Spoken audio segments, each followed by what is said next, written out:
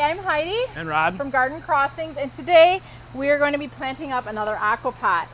So this one here actually is going to go to our home garden, and it's going to be westward facing, kind of nestled in like the corner of our front yard, so it's southwest facing. Correct. And this pot we usually just kind of keep it simple and, I don't know, do more of like a monotone type look.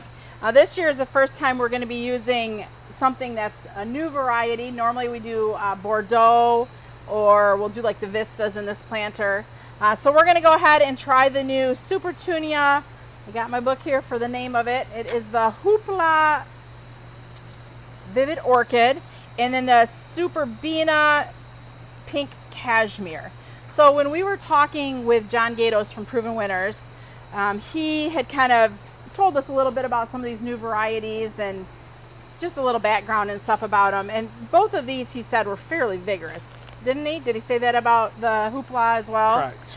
So we thought, you know, because they're both really vigorous varieties, we'll plant them together. They should be able to play well together. So we've got 4 of the Hoopla, right? And 3 of the Pink Cashmere, I think is what we ended up deciding. Yep. So, yeah. What do you think about that new Hoopla? I know it's getting a lot of attention, like on social media, from, you know, a lot of people who've been able to trial it like what we are this year. What are your thoughts on that? Well, if you've watched previous videos, you know I said it was ugly. You know, I struggled with this plant. I don't like bicolor, but that's my opinion. Maybe you do. In social media, you can blow up and tell me I'm wrong. So tell me if you like this plant.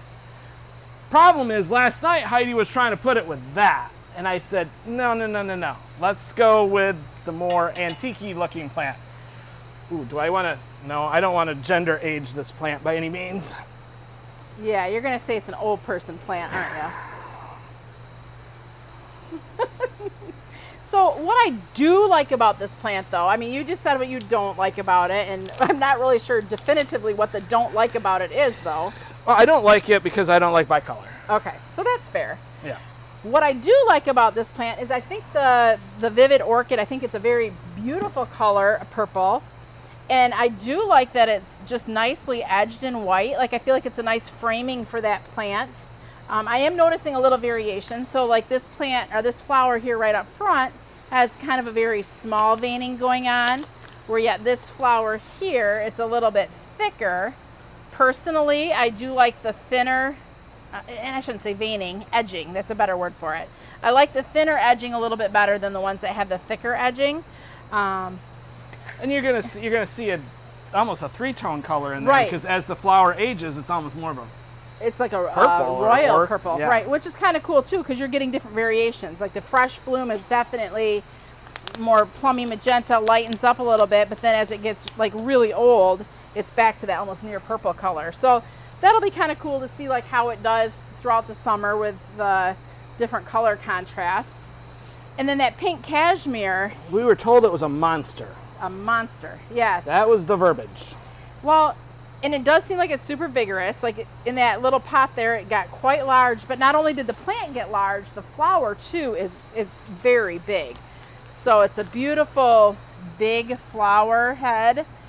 A little bit monster flower head. Little bit of variation of color going on, which I think is pretty. And I do like that contrast of color together. So I think that will look neat as the summer continues to go on. What we might find out, and again, who knows, we'll see as the summer goes on, this one might be a variety that we need to do trimming back on, and maybe around the 4th of July or so, just to kind of dial it back in and thicken it up. I don't, that's like a weird way of saying it, but just give it a little bit of a haircut to just spruce it back up again. But we're gonna put a top dressing of slow release fertilizer on the top of the pot, and then when we fill it, we'll fill it with the water soluble fertilizer, so that's constantly feeding this plant. Feeding it is not only important for the health of your plant, it's also going to help with the vigor of the plant.